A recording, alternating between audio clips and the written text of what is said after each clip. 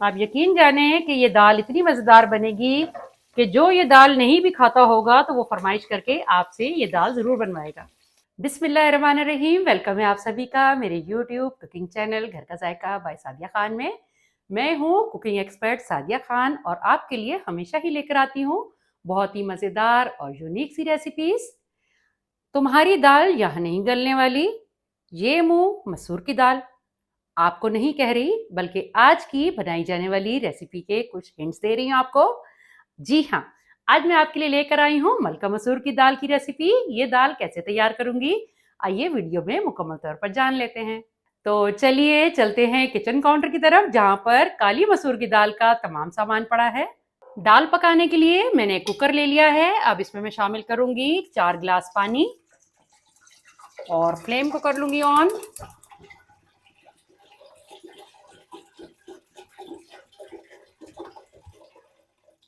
पानी शामिल कर लेने के बाद अब मैं आपको बताती चलूं कि मैंने आधा किलो दाल ली थी जिसे मैंने 1 घंटे के लिए भिगो लिया था और भिगोने के बाद फिर मैंने इसे 2 से 3 पानियों से बहुत अच्छी तरह से वॉश कर लिया था।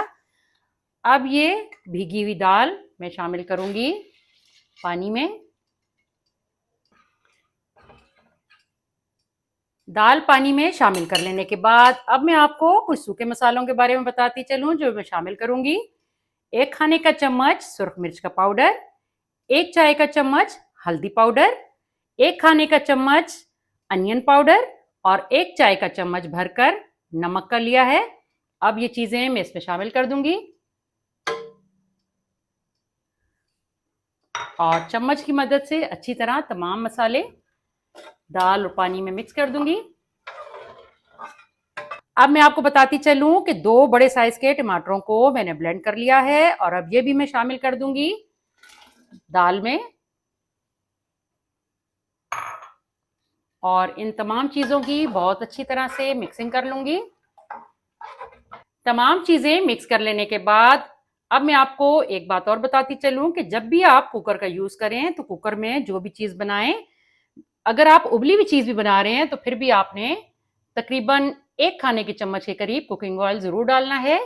और जो मैंने दाल में थोड़ा सा कुकिंग ऑयल शामिल किया है इसकी भी वजह आपको बताती चलूं ताकि आप भी जान सकें कि आप कैसे सेफली कुकर को यूज़ कर सकते हैं।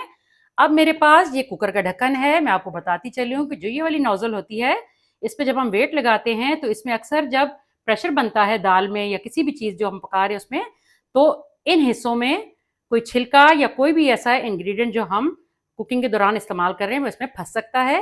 तो इस चीज़ से बचने के लिए आप हल्का फुल्का सा ऑयल लाजमी शामिल करें ताकि प्रेशर बनने पे कोई भी चीज़ इस वाले नोजल में फंस ना सके। अब मैं कुकर को ढक्कन लगा दूंगी।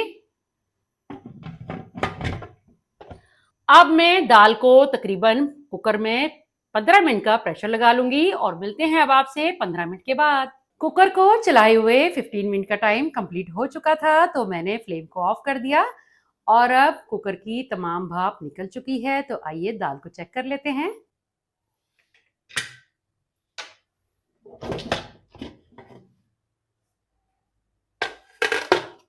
अब मैं आपको दिखाती चलूं कि मैंने इसमें 4 गिलास पानी शामिल किया था जो सूख कर 2 गिलास रह चुका है और दाल भी कितनी बेहतरीन सी गल चुकी है।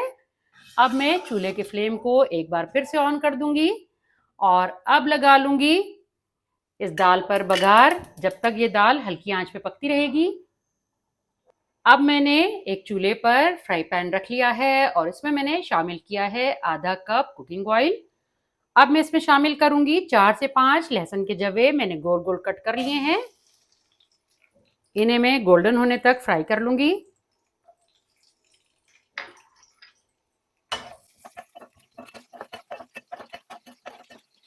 अब लहसुन पर बहुत अच्छा सा गोल्डन कलर आना शुरू हो चुका है। इस पॉइंट पर मैं शामिल करूंगी मेरे पास 1 चाय का चम्मच सफ़ेद साबुत ज़ीरा है। अब मैं शामिल कर दूंगी और हल्का सा पैन को हिला लूंगी और फिर मैं शामिल करूंगी मैंने 2 हरी मिर्चों को मोटा मोटा कट कर लिया है, इसे भी मैं शामिल कर दूंगी।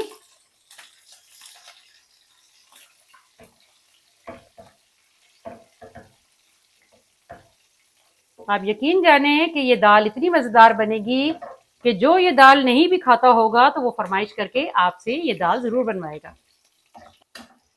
अब बघार बहुत अच्छी तरह से फ्राई हो चुका है। अब मैं फ्लेम को ऑफ कर दूंगी और बघार को शामिल कर दूंगी पकती हुई दाल में।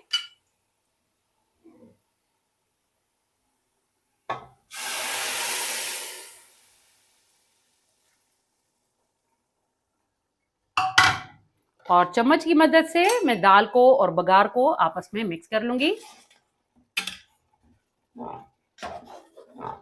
पानी को हमने पूरा नहीं सुखाना, बल्कि थोड़ा सा पानी इसमें छोड़ना है। ये इस दाल में अगर थोड़ा बहुत लिक्विड होगा तो तभी ये मज़े की लगेगी। इसे बिल्कुल सूखा नहीं पकाया जाता है, बल्कि हल्की सी लिक्विडी दाल होती है ये। अब आप देख सकते हैं पानी और दाल बहुत अच्छी तरह से मिक्स हो चुका है। अगर ये अच्छे से गली ना होती तो पानी अलग होता और दाल अलग होती। ये बहुत अच्छी सी गाढ़ी होकर तैयार हो चुकी है। अब मैं इसे एक सर्विंग बाउल में निकाल कर आपको दिखाऊंगी।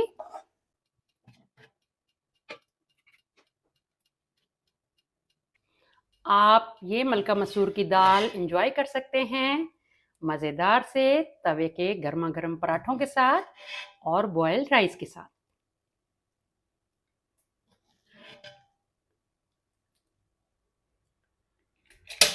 तो लीजिए, तैयार है मज़ेदार सी गर्मा गर्म मलका मसूर की दाल। अब मैं मलका मसूर दाल की गार्निश करूंगी कटे हुए हरा धनिया से। आप यकीन जाने इस वक्त इतनी शानदार खुशबू आ रही है इस दाल में से, जो लहसुन का तड़का इसको लगा है। बहुत ही बेहतरीन सा जायका है इसका, क्योंकि मैंने ऑफ कैमरा इसे थोड़ा सा टेस्ट भी किया था। और तमाम मसाले जो मैंने आपको बताए हैं वो परफेक्ट मेजरमेंट के साथ हैं।